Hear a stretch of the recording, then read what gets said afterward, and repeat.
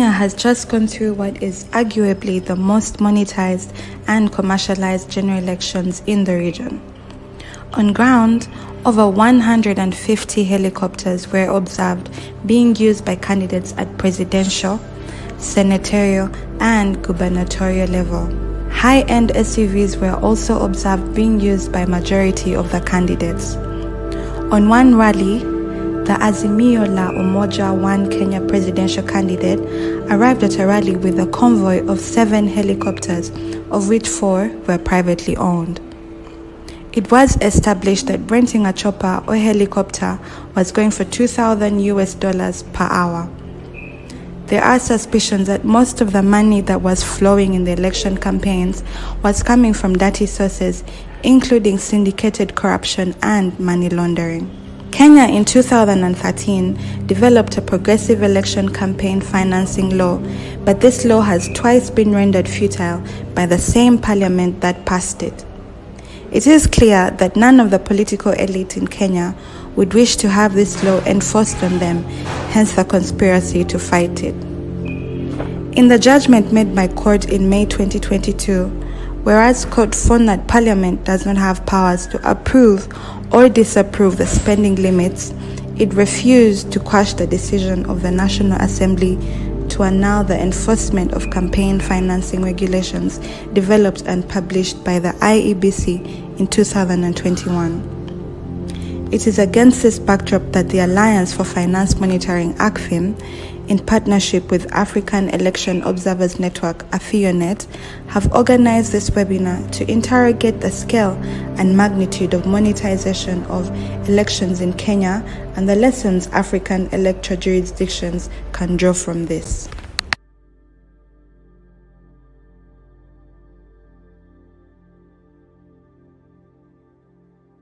Welcome to the 9th Money in Politics webinar series. My name is Abel Eseru. This webinar is brought to you by Alliance for Finance Monitoring, which is a political finance watchdog renowned for monitoring election campaign financing and knowledge generation on the subject of political finance in Africa. ACFIM has partnered with the African Election Observers Network, that's AFIONET, which is a renowned coordinating platform for African election observation blocks, namely East and Horn of African Election Observation Network, then the West African Election Observers Network, WAON, and then also the Southern African Development Community Election Support Network. We are live streaming this webinar on all our social media platforms, that is, and also YouTube channel of ACFIM and AFIONET. Kindly make sure you like and follow ACFIM and AFIONET on Facebook, Twitter, LinkedIn, and YouTube channel. Today we have a panel of 5 experts that will join me to unpack the theme on monetized Kenya elections 2022, what lessons for Africa. But before I proceed to introduce the guest panelists, allow me on behalf of ACFIM and AFIONET to send an apology to all those watching from wherever you are for us not having a female panelist today.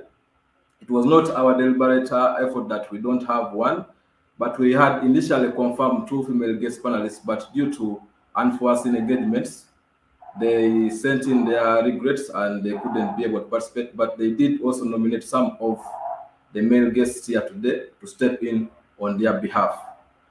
So allow me introduce the guests who are with me today.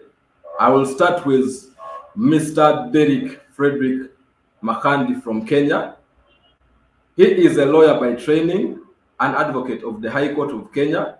He has over 9 years work experience in legal aid, legislative and policy reforms, electoral governance, human rights and research.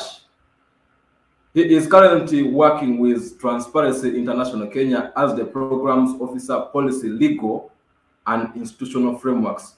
Derek has also previously worked with Mzalendo Trust, Kenya National Commission on Human Rights, and Kenya National Bureau of Statistics. Derek, you are welcome to this webinar. The next person who is also with us today is Mr. Henry Muguzi from Uganda. Henry is a seasoned campaign finance expert with over 12 years of experience in analyzing the legal and institutional frameworks for campaign financing in several electoral jurisdictions. He has observed elections in multiple countries, including Uganda, Kenya, Tanzania, Lebanon, and South Africa. He has authored several reports. Some include unregulated campaign spending and its impact on electoral participants in Uganda, and also commercialized politics and captivity of state institutions in Uganda. Henry is the founding executive director of Alliance for Finance Monitoring and also a founding member of the African Election Observers Network, AFIONET. Henry, you're welcome to this webinar series. Thank you, Abel. And we are also joined by Mr. You're welcome. We are also joined by Mr. Chimuka Nachimbinga from Zambia. He is the Democratic Governance Program Lead at Transparency International Zambia.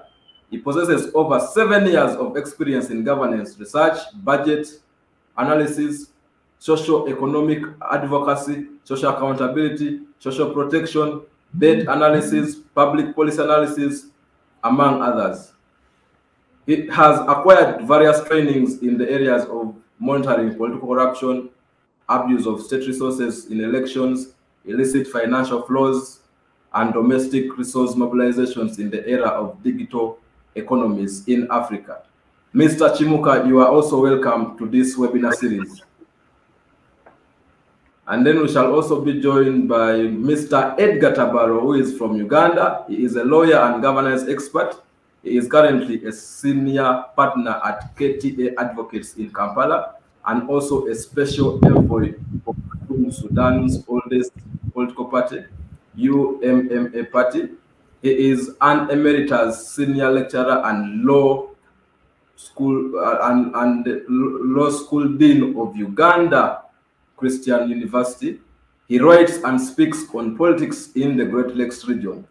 Mr. Edgar Tabaro, you're once again welcome to the webinar series. Though it's your first time being here, we have hosted you several times on some of our virtual talk shows, but it's your first time being hosted on the Money in Politics webinar series. You're welcome, Mr. Edgar. And then lastly, we are going to have Dr. Kazibwe Samuel from also Uganda. Dr. Samuel Kazibwe is an award-winning broadcast journalist, academic, and researcher. He holds a PhD in Cultural and Media Studies from the University of KwaZulu-Natal, South Africa. He also holds a master's degree in human rights from Makerere University and a bachelor's degree in mass communication. As a journalist in the last 15 years, Dr. Kazibwe has worked as a reporter, news anchor, talk show producer, stroke host, and news editor for several local media outlets. He is currently the manager for research, innovations, and development at CBS FM in Uganda. Besides journalism, Dr. Kazibwe is also a senior lecturer at Uganda Christian University in the School of Journalism, Media, and Communication. His interests are in research that fall under mass communication theory, media law, development communication, governance, and human rights. So these are the 5 guests who are going to be discussing with us today the theme on monetized Kenya and what lessons for Africa. So I am going to start with our brother from Kenya, that is Mr. Derek. Your organization, Transparency International Kenya, was one of the 3 civil society organizations that sued the National Assembly of Kenya and the Independent Electoral Boundaries Commission on grounds that the absence of campaign finance laws will threaten the integrity of the August 2022 general elections. You have lived through the just concluded Kenyan elections. Bring us up to speed with the scale and magnitude of monetized election campaigns as you saw it.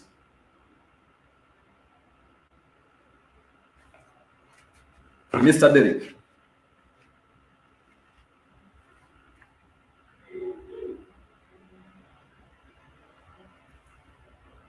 Hello, Mr. Derek. Can you get us? Can you hear me? Hello, Gerald. Can you hear me? I lost minutes. Okay. I was saying your organization, Transparency International Kenya. Hello, can you hear me? I don't know whether it's my internet or yours, but at some point you are breaking. Can you hear me? Yes, I can hear you clearly. I don't know whether you can now hear me. Yes, I can hear you, but you are breaking suddenly. I don't know. Can you hear me now? Am I? Yes, I can. I do hear you clearly. I think it's your network. So I think as Mr. Derek is connecting, I think I will bring in Henry. Henry, you've been following keenly on some of these issues in Kenya, and we know that the National Assembly of Kenya decided to throw away the Election Campaign Finance Act that was enacted by the same National Assembly in 2013. And there were debates around the corner that without that Election Campaign Finance Act, we would likely to see that a lot of money would be able to flood in the elections of Kenya, and there would be some other candidates would not be able to spend in line with what others have, so there would be an even playing field. So you, as an election observer who was in Kenya, can you be able to bring us up to speed on what was the scale of monetization of elections in Kenya? Thank you very much, Abel. And true to your word, I was in Kenya. And I think for purposes of context, the reason we have chosen to discuss money today is because Africa, across the continent, our elections seem to be suffering from the effects of undeclared, undisclosed, opaque political finance. There appears to be too much money flowing in our elections and nobody knows where it is coming from. When it comes to Kenya, you'll be interested to note that most of the studies that have been conducted have rated Kenya as a country that is home to the most expensive elections on the continent. And when we say most expensive, it speaks to the amount of money candidates and political parties pump in. So I was in Nairobi for a significant amount of time. I wanted to understand that election. And of course, we, by the time of my departure, we already knew what was happening because already on the campaign period was awash with choppers flying from one constituency to the next. And you would wonder how choppers now become like grasshoppers flying in the crisscrossing the air, the skies of Kenya. The thing is that what I saw there in terms of campaign spending, I think is something that many of us in Africa have not seen. Earlier on in the intro, there's where they pointed out the Azimio la Umoja, one Kenya candidate arriving at a rally with a convoy of 7 helicopters. And we were told that 4 of these were his owned, and each of those helicopters had been purchased at $2.5 million US. And so for the 4, that was 10 million gone. But the other 2, the other 3 had been rented. I should tell you that most of these, about 100 of them, were rented from South Africa and brought into Kenya. And of course, like it was noted, they were being hired at a rate of $2,000 per hour. Now, for those candidates who are at MCA level, candidates at parliamentary level, at governor level that were using these, you discover that those who spent about 60 days with these helicopters, and if they were using them for 6 to 7 hours a day, they ended up paying a bill of $840,000 US. That's on helicopters alone. But of course, they also had on the ground convoys of SUVs, very expensive SUVs, because in that part of Africa, for any candidate worth his salt, you must be seen to have very luxurious and expensive SUVs as part of your campaign. Now, when it comes to the presidential level, I sat down with one of the political analysts to understand how much each of these presidential candidates had put in. I was informed that the UDA candidate, Ruto William, because he had started spending money as soon as they were sworn into that final term in office, they calculated that he had spent up to 70 billion Kenya shillings in the last 4 years. And that spending was going into the donations to groups of youth, groups of market vendors, groups of mama mboga, groups of border riders, groups of young people, women, you know, the disabled across the country who were getting seed capital to kind of propel their businesses forward. And so when you calculate 7 billion Kenya shillings would boil down to about $60 million. And when you translate it into Uganda shilling, into other currency, it becomes an insane amount of money that was spent only on making sure that the voters get to see and understand candidate Ruto as a candidate of a big heart, a kind one. And of course, there were also other costs that were involved with the went with the campaign administration, and of course that level of spending. Of course, then at the lower level of women representative, of the MCA candidates. MCA candidates are these are the people that contest for to sit in the legislative councils at the counties. You get to see that even at that level, choppers would fly. But also there were issues of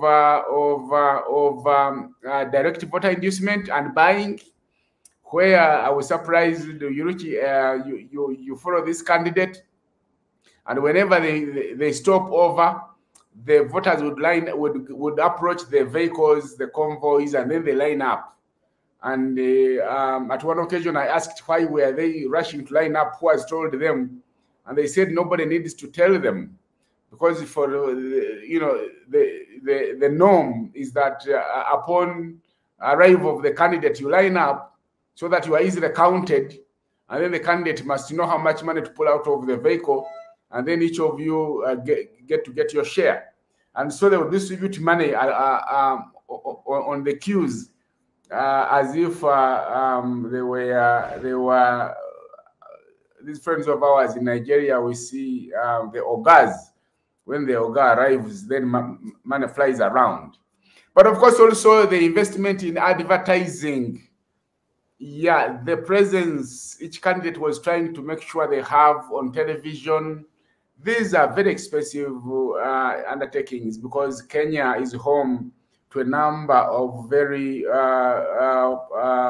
popular but also high-level television stations. Therefore, if you're going to appear on KTN, at the same time appear on NTV, and then appear on Citizen, and then appear on KBC, and other very popular TV stations, and you would see the what's it called? The frequency would be about every after 30 minutes, an advert is running. And of course, they're running not for one day or a week. They've been running for months. And so these are very expensive things that are expensive undertakings. And so I want to tell you, as a Ugandan, that I think the research, I confirmed what I had read in the studies published by International IDEA and other institutions, that in Africa, Kenya is home to the most expensive elections. Of course, now, last but not least, we had an engagement with the Electoral Commission chairperson earlier on, I think about 2 weeks, 10 days prior to elections, and who were informed that even the ballot papers, especially the presidential ballot papers, had been designed so expensively, because we were told that the security features on the ballot papers were much more than the security features on their biggest banknote. and therefore it was more expensive to print those ballot papers than to print banknotes. We're talking about an election that is quite expensive in terms of the national GDP. That's what I can tell you in a summary. Otherwise, we could speak about this until cows return home.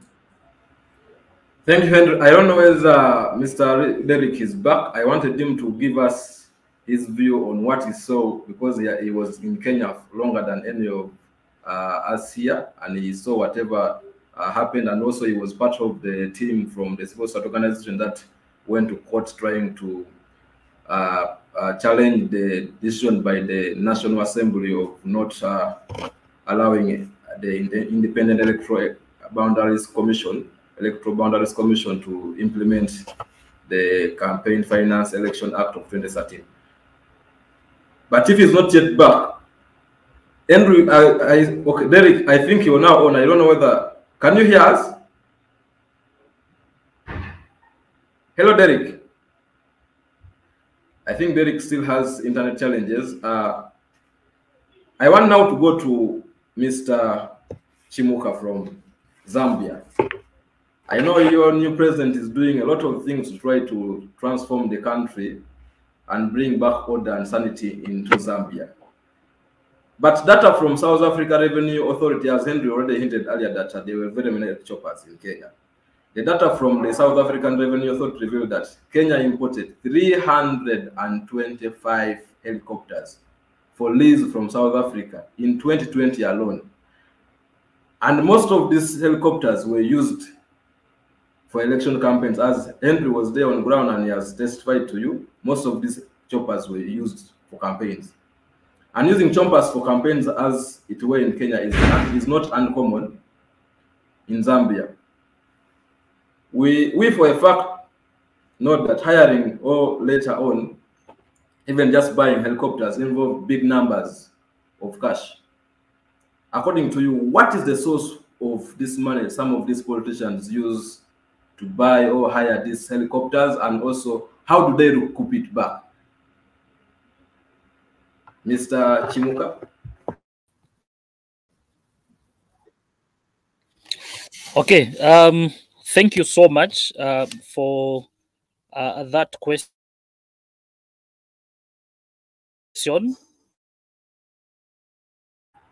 Could you kindly work on your headroom a little bit? You are not seeing very well. I hope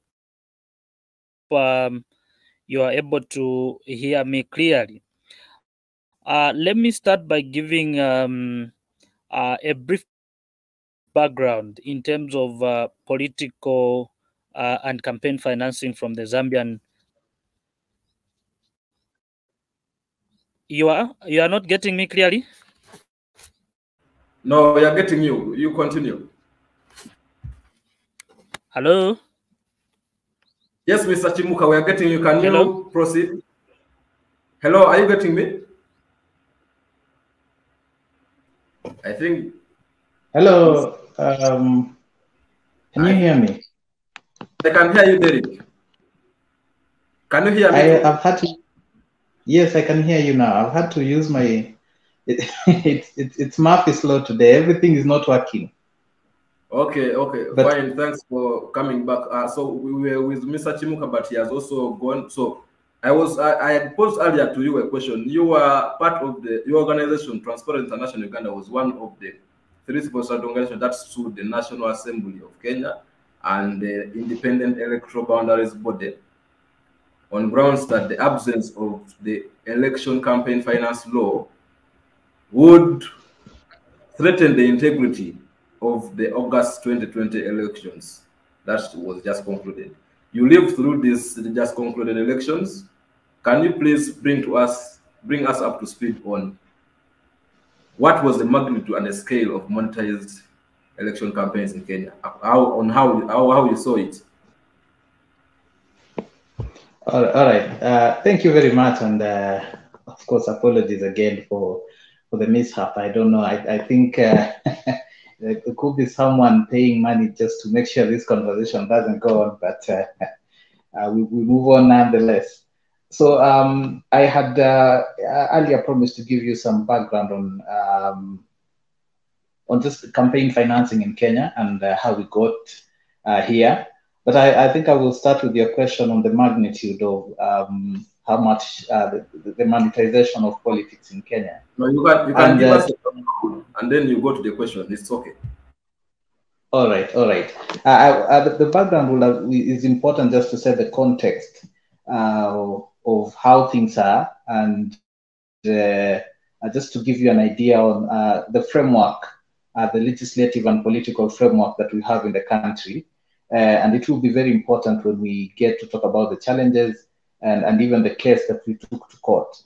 So historically looking, the very first time we tried to regulate campaign financing in Kenya, which of course is very important, just to, of course, I think we can all agree that an unregulated environment makes it very difficult to just get even just put figures and of course respond to the negative impact of monetization in politics. So the very first time we tried to come up with a regulatory framework for campaign financing was years back in 1970s, sometimes midway in 1970s. And we tried to pass a law that put a limit to the amount of money that politicians could use to campaign. That was in 1974. So just to give, in terms of figures, the the figure that was passed then was around 40,000 Kenyan shillings. That is around 400 USD, if in those times, 400 USD to campaign, and that was a very reasonable figure. But moving there was a small issue, actually a very big issue in the term, in the framing of that law. What that law provided was that these regulations or those limits could only kick in after parties were done with their nominations or primaries. So it was only after parties were done with the primaries that the regulatory framework would apply. But the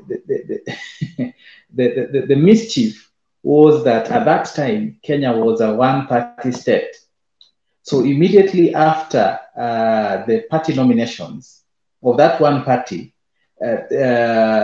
everyone automatically got into parliament because we were a one-party state. So there were no campaigns after the nominations.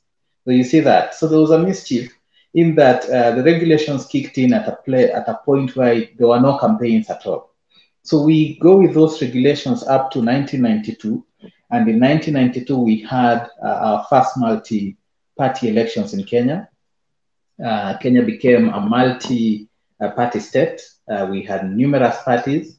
We had our first elections, but at that point, that law was forgotten. But shortly after the elections, Parliament nullified the entire provision on campaign financing on the grounds that it was unreasonable and unachievable and not practical. So we get into the multi-party era without any regulatory framework at all until 2010, when we passed our new constitution. And our new constitution had a provision that required our election management body, the IBC, to pass regulations on, to regulate the amount of money used in campaign. So we are at 2010. We have elections coming in 3 years' time, in 2013. We have a constitution, and Parliament, to give effect, to give life, or sometimes I call it death, to that constitutional provision, passes an act, the election campaign drafts a bill, the election campaign financing bill, that was supposed to regulate the 2013 general elections. So come very close to the elections, Parliament has not done anything with that bill. So we get into the 2013 elections with a bill, which of course you cannot enforce a bill. So we don't have any regulations. Parliament decides, no, this one can wait up to the next Parliament. So we get into the 2013 general elections with no regulatory framework at all. Shortly after the 2013 elections, actually one of the first legislative agendas by the new Parliament was to pass a new bill, the Election Campaign Financing Bill. So they drafted a new bill, passed it into law, and we were so happy now we have a bill. Let's wait for the general elections. So the next general elections come in 2017, and there was another mischief that was sneaked into the bill. The bill required the election management body to pass, to draft regulations 1 year before a general election, and send those regulations to Parliament for approval. So 1 year before the general elections, that is in 2016, because our elections were in 2017, our election management body called the Independent Electoral and Boundaries Commission does just that, drafts the regulations, sends them to Parliament a year before, but what does Parliament do? Parliament rejects those regulations and says, no, these regulations are not practical. There was no public consultation and a draft of reasons, and rejects those regulations. So when Parliament rejects those regulations, that means we don't have regulations, but we have an act. But 6 months to the election, Parliament does something even more interesting. It passes a bill that suspends the operation of the entire act until after the until after the general elections. So whether or not even the regulations were in place, we didn't have an act because the act was suspended up to after the general elections. So we go into the next general elections without any regulatory framework at all. We don't have the act, it has been suspended. We don't have the regulations, they were rejected. So the elections come 2017 and they end, and immediately after the 2017 elections, that suspension clause expires. So now we have an act, and we are looking forward to the 2022 general elections, which recently passed, and now we know that now we will have regulations. So come 2021, of course we are very positive. IBC, our electoral body, drafts regulations, sends them to Parliament, and now we are very positive, but Parliament rejects them again. And Parliament gives very interesting reasons. It says, number one, IBC submitted it to them too close to the 1 year period. So it says that because of course, the law requires the regulations to be sent to IBC at least 1 year before the general election. But Parliament says, okay, you did it 1 year before, but it was so close to the 1 year period that we couldn't have had enough time to open it up for discussion and review. That is reason number one. Number two, it says the spending limits that were part of those regulations, the spending caps, were too unreasonable. In fact, in some instances, they were too high. In some instances, they were too low. So it's not practical. Then number three, it says some of the provisions are unconstitutional. I hope you can hear me. Some of the provisions are unconstitutional. So we will not accept it. But the problem with that is that, sorry, I hope you can hear me. Yeah.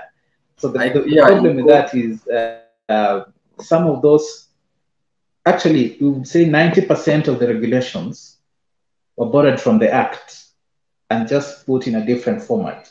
So by Parliament arguing this was giving us a very good context and background on election campaign financing in Kenya. But I think it still has network challenges. But I know, Mr. Edgar, you are a seasoned lawyer and you've been listening to actions of the Kenyan National Assembly of rendering the Election Campaign Finance Act twice futile. You, as an expert in the areas of governance and also the geopolitics of our region in the Great Lakes, what do you make of the actions of the National Assembly of Kenya? Why each time election nears, the IEBC wants to make regulations and takes to them, they come up with excuses and they don't approve the regulations and they end up throwing away the Election Campaign Finance Act? Unmute yourself.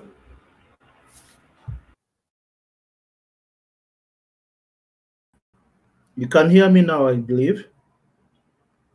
Okay, now I think the bigger picture in relation to the monetization of politics in Kenya has its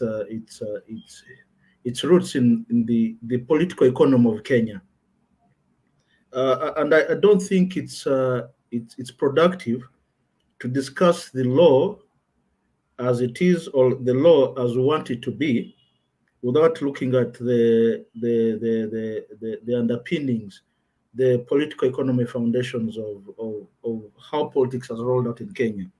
Now, some critical facts that we ought to consider.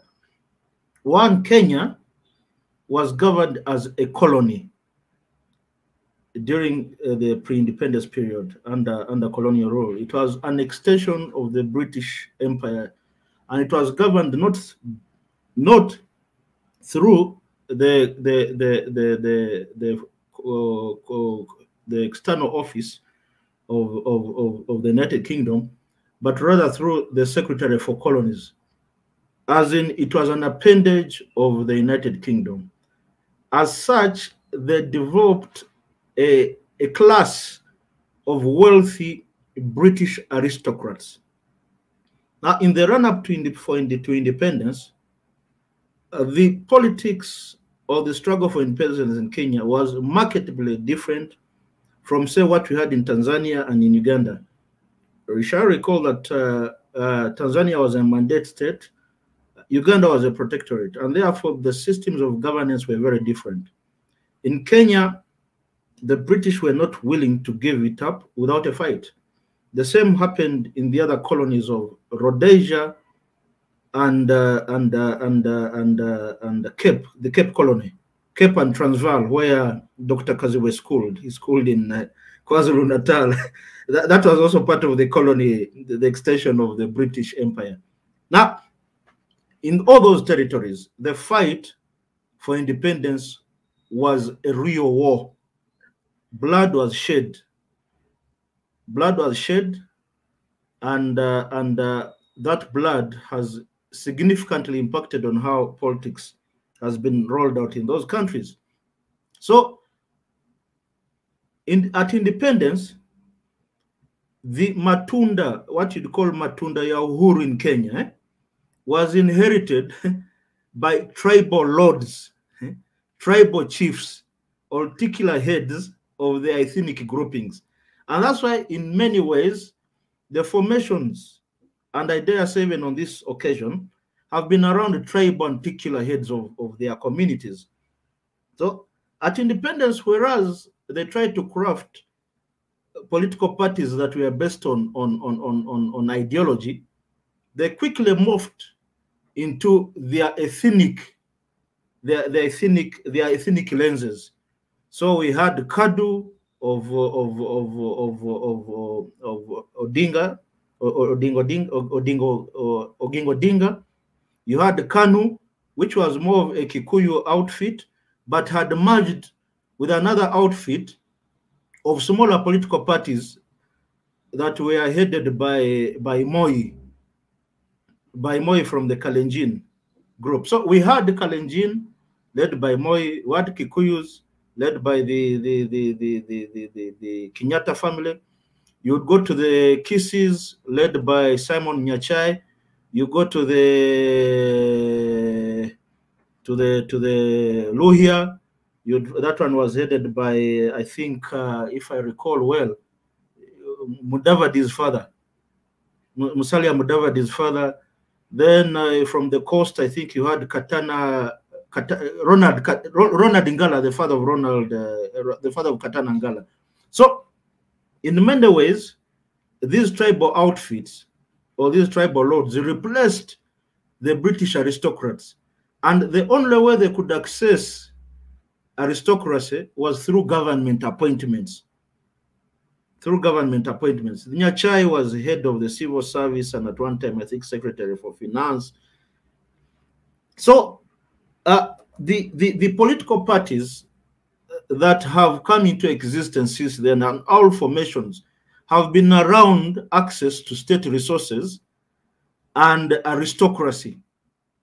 So in many ways, when we talk about political party financing, in the manner in which it has been conceived elsewhere, it's not how it has been rolled out in Kenya.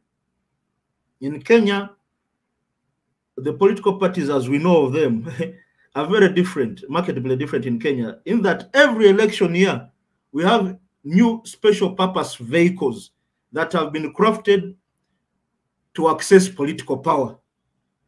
To the extent that between 1992 and the present, some of the leaders of the political parties we know now have been through 3 or 4 different political parties. So the manner in which the political organizations have been crafted is very different from how we understand it, and therefore to regulate such formations, it's not your textbook approach to things. And because the legislation and enforcement is partly or much dependent on parliament, we are therefore asking the persons who are supposed to be regulated to regulate themselves. They'll make every attempt to fail that process. And I'll give a bit of context to it, why we have highly monetized elections in Kenya. Now you can imagine the laws under the Railas in the late 90s, after the 1997 elections. Raila, who had been a prisoner of the Moi regime for 8.5 years in solitary confinement, formed a kind of, they first called it cooperation, cohabitation, then eventual merger of the NDP and KANU. And if you recall at that time, one of the main reasons advanced by the Railas was that the Luos who had been excluded from the Matunda ya Uhuru was the opportunity for them to access now state resources and have their own own economic and financial base. That was the main argument for them joining KANU.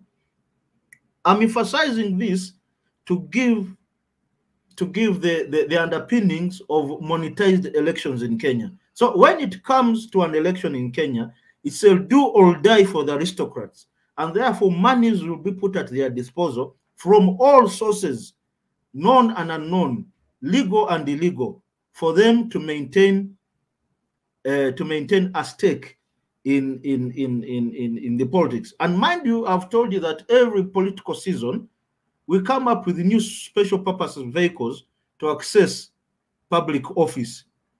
And you know, alliances in Kenya don't last more than one election. They keep changing. Therefore, even being in the opposition in Kenya is not an absurdity. It can be a stepping stone to negotiating a new purpose vehicle, a new special purpose vehicle to obtain what? To obtain state power. So an election there is not just accessing titles and what have you. It is a matter of gaining and losing wealth. 3, Kenya has the largest middle class in sub-Saharan Africa. 48% of the Kenyan population is middle class. that is the average. In average, the average in Africa is 18. Uganda is 22%. So we have more than half. We have more than twice the population of Kenya who are middle class than Ugandans. About 49% of Kenyans are digitized. They have access to digital gadgets. So the manner in which elections are conducted in such an environment is not the same as what we have in Uganda, which is a highly peasantry pre-industrial society. The show of money, the show of might in terms of financial capacity becomes very critical for any candidate who wishes to be sold to the public. So now enter the law. Enter the law.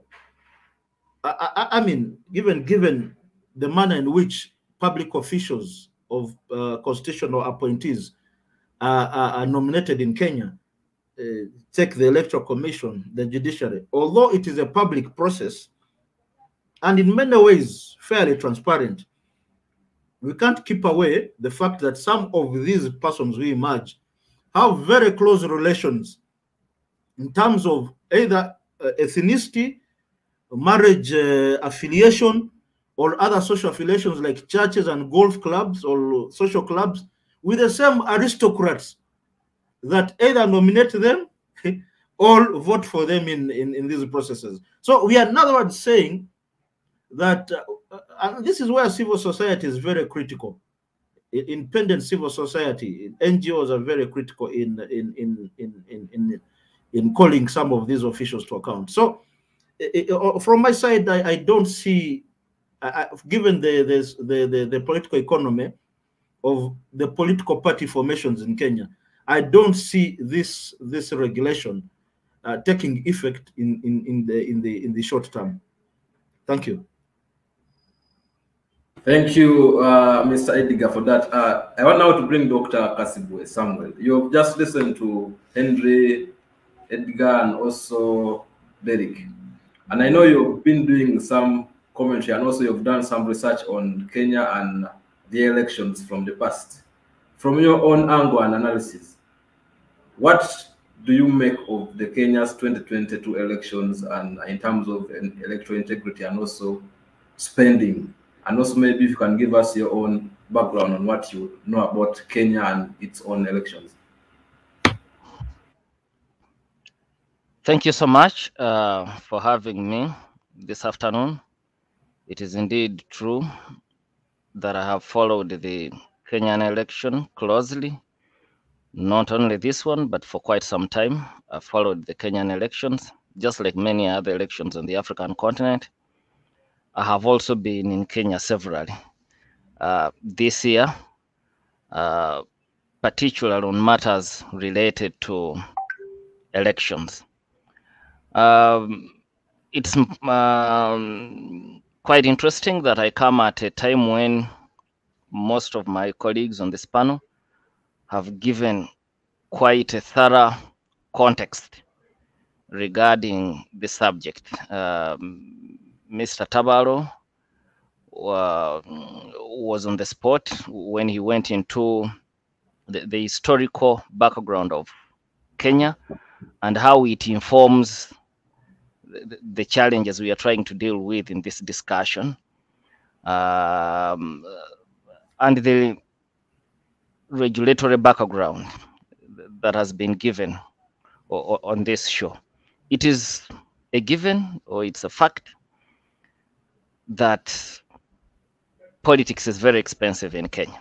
There is no question about that. In fact, 1 or 2 days ago, the newly sworn-in governor of Nairobi, Johnson Sakaja, stated it openly that he spent about 15 million Kenya shillings on his agents on the polling day. Now that's about 100,000 US dollars on just the polling day. Now you can imagine how much he spent prior. Media buying, billboards, and the other money is required for a typical campaign in a country like Kenya. So you can imagine how much an election can cost an individual politician. In fact, I think a week or two ago, Citizen did an interesting feature about the price of being a mheshimiwa, what it costs for you to become a honorable in Kenya. It's obscene. It's obscene. But just like Mr. Tabal has stated, the Kenyan problem in terms of political financing goes beyond regulation. It goes beyond regulation because we've got to ask ourselves, who are the recipients of these monies, most of which are ill-gotten? Who are the recipients? Because in Kenya, besides buying the voter, even the kingpins are on sale during and after election time. Even after elections, I mean, you're seeing what is happening. The realignments, even before the presidential elect is confirmed by the Supreme Court, the realignments. And history has shown that money has always changed hands in these realignments. It's an open secret in Kenya. So it's not only the voters that are bought, even the kingpins. In other countries, it's just the voters that are bought, given a few shillings in Uganda for you to be voted. In Kenya, even the kingpins, people you would think are beyond that, they will state their worth, that for me to join your camp, you've got to pay me this. And it is largely informed by the history, which has been presented very well in this discussion. Now go to the religious leaders. If you followed the campaigns in the last 2-3 years, religious institutions have been on the shelves, going for the highest bidder. If you follow the news in Kenya in the last 3 years, every Sunday evening, a politician has been donating on every Sunday and Saturday in Kenya, in the churches. But nobody has the audacity to question. I mean, sometimes they come in their groupings, release a few statements to question and to condemn, but it stops there. They continue receiving these monies. So of course, there are a few people who have oftentimes managed to sail through even without the money. But like they say, for every general rule, there is an exception. You would call them the outliers. They have always been there. But for me, they are very interesting cases to follow, despite being outliers. If you look, given the nature and the context of the Kenyan politics that we all know at this point, how are people like Lynette Chepkorir Toto able to win? Because she proudly says that this is going to be her first job. She's the woman representative for Bomet. And she says this is going to be her first job. So her first paycheck is going to come from Parliament. Then, how is Alfred Mutai, a little known politician, how is he able to defeat the Deputy Speaker of Kenya's Parliament, Moses Cheboy? I think some of these are very interesting. We call them narrative and anecdotes in journalism, small stories within a big story. How are we able to have these small stories in this bastardized politics? How? I think for civil society, like you people, I think these are important stories for you to follow, dig deep and establish how are these people able to defy the odds to win in the type of politics that we have seen in Kenya.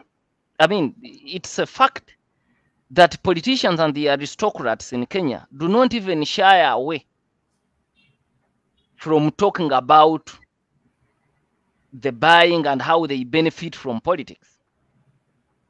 A day before the election, Irungu Kangata, who is the governor-elect Muranga, I don't know if he has already been sworn in, wrote an OPD in the Sunday Nation just a day before the election. And in that OPD, he was appealing to the people in central Kenya, but in a very tactical way, because the heading of the OPD was that, Mr. President, you are safer with your deputy in your retirement. In other words, he had no serious issue with his former boss Kenyatta, but it was important for the people in central Kenya to save Kenyatta. The only way they would save Kenyatta was by voting William Ruto, and he gave a litany of points. But among those points was the fact that the Chikuyus and the Kalenjins have monopolized government positions, the political offices and the technical offices. And his point was to the Chikuyus, because the way I read this article, it was meant for the people in central Kenya, that because for us, the Kalenjins and the Kikuyus, we've monopolized these positions. When Ruto comes into office, you're not going to experience any chaos that some people are going to be chased away, because they have been a part of the project. But the Jaluos have never benefited. So this will be their turn. But in order to benefit, some people are going to be displaced. And it's us who are going to be displaced. You can imagine, openly in the Sunday Nation. And he's an intellectual, I mean, with a PhD in law. Don't think that he had gone nuts. He knew what he was talking about. He hadn't gone nuts. He timed his article pretty well. He timed his article pretty well because he writes every Sunday. But he waited for the Sunday just a day before the election and was telling the Chikuyus, if the Luos get power, you're going to be displaced. So it's about displacement. It's about displacement. And because the voters know that when you occupy that office, you're going to benefit, so they're also going to demand. They're also going to demand something from you for you to be able to win. So in my view, I think, as a way forward, I think we need to interrogate the few stories you would call success stories of people who have been able to defy the odds and win, despite the way the politics has been bastardized. Secondly, I also think regulation alone is not going to help, because this business requires two parties, the party that gives and the party that receives.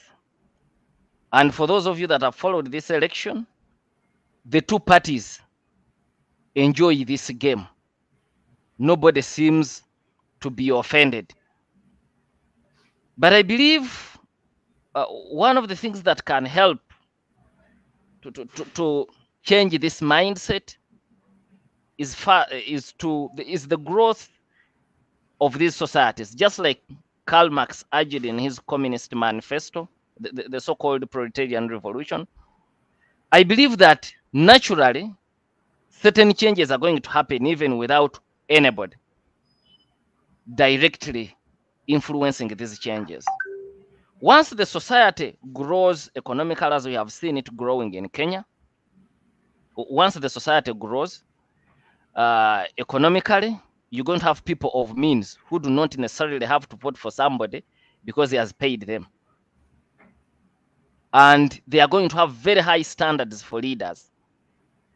I also think as the society grows economically, it also grows in terms of civic competence.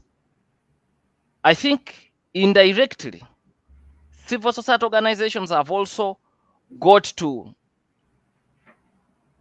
put emphasis on these other attendant factors, because in the long term, they are going to help nations like Kenya, Uganda, and others to have a society that can demand certain things from a leader, not monetary, but true leadership, to get to a situation where we vote for leaders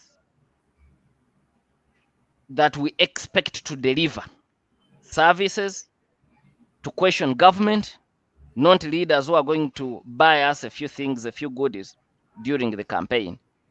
At the end of the day, you'll have leaders, because if leaders know that if they oppose and suspend finance campaigning laws, they are not going to be voted again in another cycle of elections, then they will not do so. But the moment they know that the voters do not give a damn, they will continue. It's the nature of man. Man, it is said, is essentially evil. It is the conditions around him that compel man to be sober. So if the conditions around the politician in Kenya compel him or her to be evil, we're going to have we're going to continue having those kinds of politicians. So I think the approaches that we have got to take in most of these emerging democracies are going to be multi-pronged. Laws alone are not going to work, because laws do not work in a vacuum. I thank you. Thank you, Dr. Kazibu. I don't know whether Mr. Derek is now back online, because I wanted him to give us some of the things that happened there. But if he's not yet back, I want to go back to Henry. It has been argued that money has been used to control voter consent in very many African countries. And you are in Kenya, and you can also draw a parallel between what happens here in Uganda. Because in Kenya, it seems money is being put not only, a lot of money goes not on inducing voters, but on show off in terms of billboards, choppers. Can you give us a comparison whether what goes into what is spent on much? Is it on inducement or just publicity? Oh, it's both. Are you asking me or somebody else? I'm asking Henry. Okay. You will also give your view after Henry. Thank you very much, Abel. Of course, we've been told by the people that developed what we call democracy today, that true democracy should be an expression of the will of the people. We have also seen that where money comes into the picture, a human being is able to change behavior instantly. And therefore, it goes without saying that when a voter sees money in his face, they will be bound to change their thoughts, but also behavior. What we have seen in most of these monetized African democracies is that when money comes into the picture, then the driving factor and motivator of deciding who to vote becomes money. All the other aspects that goes with the qualities of a leader become secondary, which is why in many countries, Uganda inclusive, politicians have discovered that actually it is easier to campaign using money than do so using ideology and political thought and philosophies. And therefore, where money comes into the picture, and especially in countries where people are poor, of course, we've been informed earlier by Ndugu Edgar that Kenya has the biggest middle class. But I think it also has a big number of poor people, people that do not have any access to land, people who live hand to mouth, and their only concern is the next meal.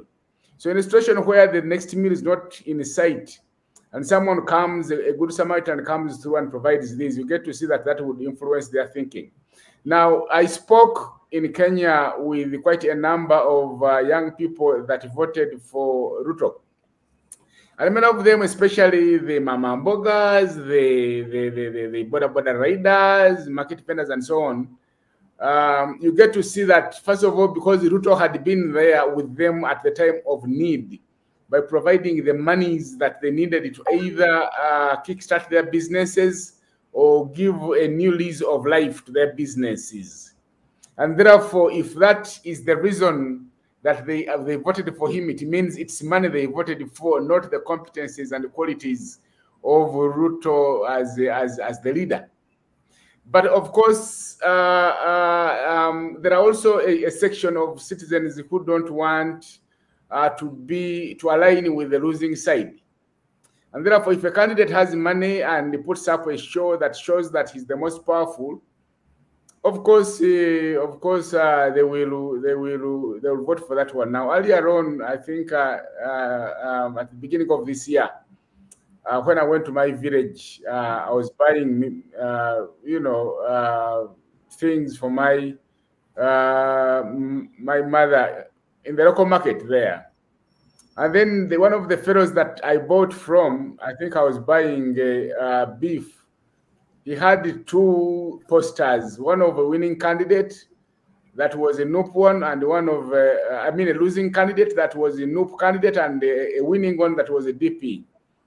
That constituency is the constituency of my brother, Sebamala.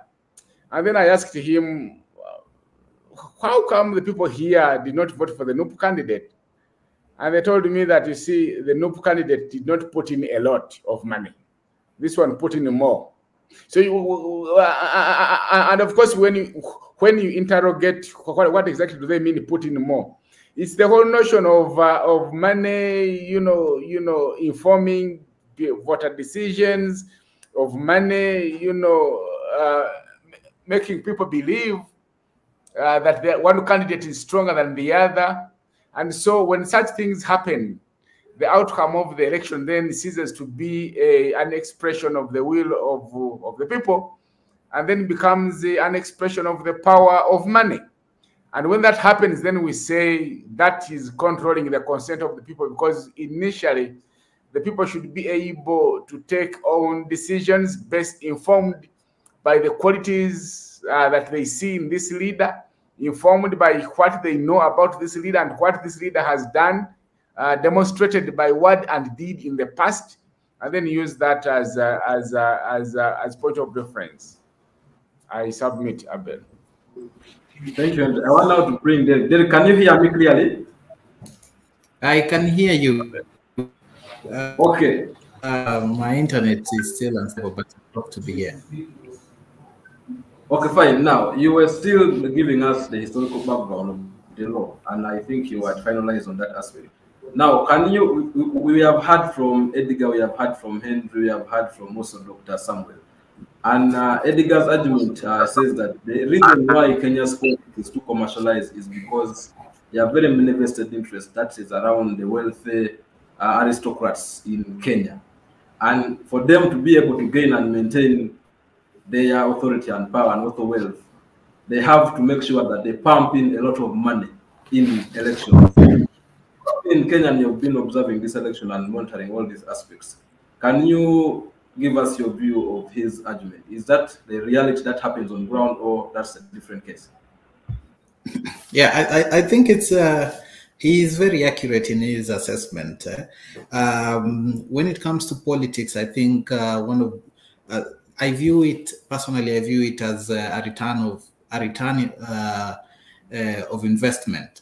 So if you are in a position where viewing politics as a business, so that the money that you use to campaign, to finance your campaign is an investment, how much are you going to be able to get back? And if you look at it, it's actually a very good investment. In Kenya, we have one of the highest paid members of parliament in the world. Our members of parliament are actually paid more than so many Western countries, including the UK and the United States of America. So number one, you look at in terms of salary, how much am I going to make? But that is not even enough. If you look at some of the opportunities that that are there for a member of parliament to be able to make deals, get into business with government, and just make money. And there are so many opportunities for you. We have something called the Constituency Development Fund, which is a kitty that is given to members of parliament just to implement development projects in their constituency. This was recently declared unconstitutional, but it was a very good motivation and conduit for members of parliament to get elected into office. And then also look at some of the individuals in public office who intend to contest for office. Some of the biggest corruption scandals in our country have been attributed to financing campaigns. So assuming you are the governor or a cabinet secretary, you want to contest in the elections are coming, do you use your money or steal money to use it? So that whether you win or lose, you aren't affected personally. And then also looking at the demand side. In Kenya, and I think many African countries, we have always viewed our leaders as a social security safeguard or safety net in one way or the other, so that if you wake up every time a member of parliament is visiting a certain place, you'll find a lot of people there asking for money, and they will say, oh, my child does not have fees, someone is unwell, so can you please chip in? So, and that is also campaigning in one way or the other. So this member of parliament or elected leader has to find a way in which their money gets back, the money that they've campaigned, and empirically, regardless of how much one spends, at the end of it, there is always, they end up better than when they got into offices. We see them buy expensive vehicles, build big houses, and just goes to show to anyone who is outside that the moment I get in there, no matter how much I spend, I will get my money back. And it encourages them to spend as much as they want. I just wanted to add something, lest my network gets lost again, on the background that I gave you. After Parliament rejected these regulations in 2016, 2021, last year, that's when we took them to court. And our argument was that Parliament should, in the first place, have nothing to do with campaign finance regulations, because they were essentially regulating themselves, which doesn't make sense. And the reason I gave that historical background was just to, in summation, was that our regulatory and legislative framework as is designed to fail. So the moment, as long as we have Parliament in the conveyor belt of campaign financing, then we will never have regulations that work, because they are essentially regulating themselves, and they will design it either to fail or frustrate it into being implemented. And that is why in our constitution we had the election management body, IEBC, the body that is supposed to regulate campaign financing. So our argument in court was that this is a function specifically set aside to IEBC. It is not a shared function with Parliament. And those two should be separated. It's not a statutory instrument or something that Parliament comes up with. It is a constitutional instrument. But unfortunately, again, the court also did not fully agree with us and gave us a very funny ruling. The court said that, yes, we agree with you that Parliament cannot regulate how much it spends.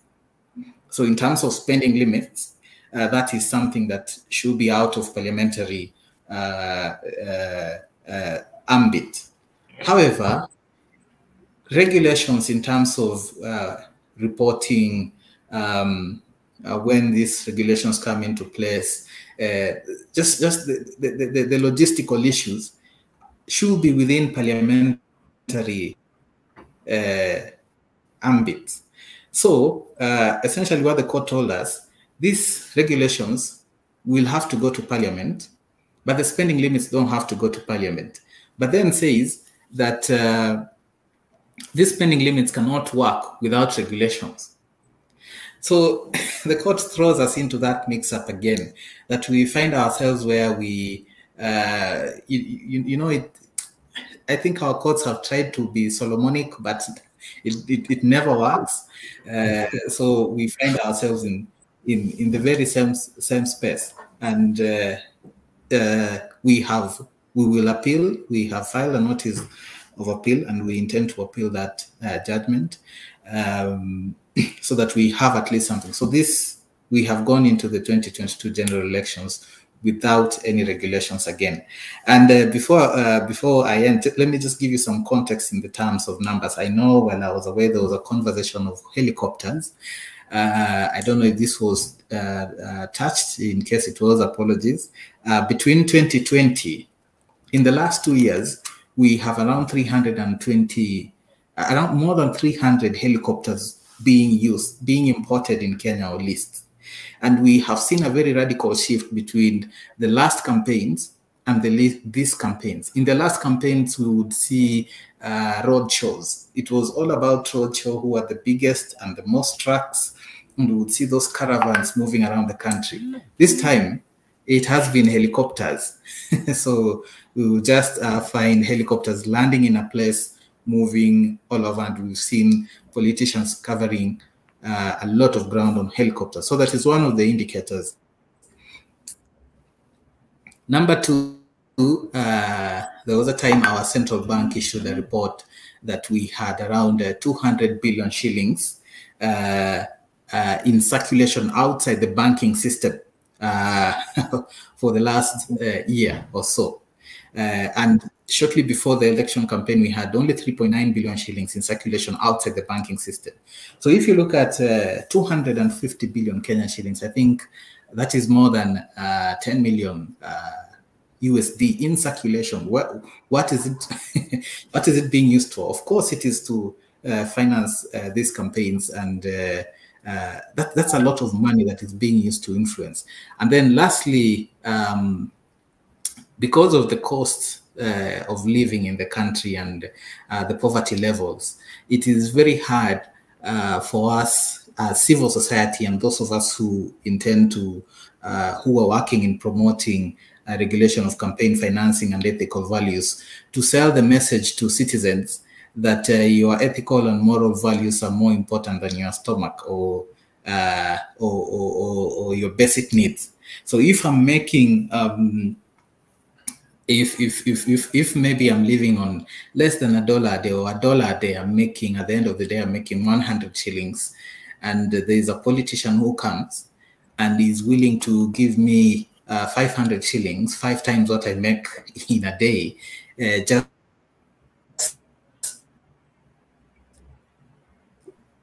because I don't have anything at that point. What incentive or how am I going to say no to that? When in the option, there's a civil society organization, Transparency International, coming and telling me, don't take that money. You see, these things are intertwined. So we have a much bigger problem to fix than simply regulating, having proper regulatory frameworks in our community. It goes into our economic issues, it goes into poverty, it goes into ethics and morals, and we really need to rethink maybe our approach wholesomely, just to fix this problem. Thank you.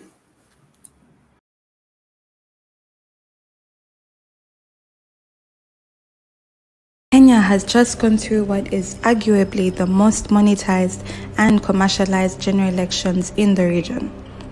On ground, over 150 helicopters were observed being used by candidates at presidential, senatorial, and gubernatorial level. High-end SUVs were also observed being used by majority of the candidates. On one rally, the Azimio la Umoja One Kenya presidential candidate arrived at a rally with a convoy of 7 helicopters, of which 4 were privately owned. It was established that renting a chopper or helicopter was going for $2,000 per hour. There are suspicions that most of the money that was flowing in the election campaigns was coming from dirty sources, including syndicated corruption and money laundering. Kenya in 2013 developed a progressive election campaign financing law, but this law has twice been rendered futile by the same parliament that passed it. It is clear that none of the political elite in Kenya would wish to have this law enforced on them, hence the conspiracy to fight it. In the judgment made by court in May 2022, whereas court found that Parliament does not have powers to approve or disapprove the spending limits, it refused to quash the decision of the National Assembly to annul the enforcement of campaign financing regulations developed and published by the IEBC in 2021. It is against this backdrop that the Alliance for Finance Monitoring, ACFIM, in partnership with African Election Observers Network, AFIONET, have organized this webinar to interrogate the scale and magnitude of monetization of elections in Kenya and the lessons African electoral jurisdictions can draw from this.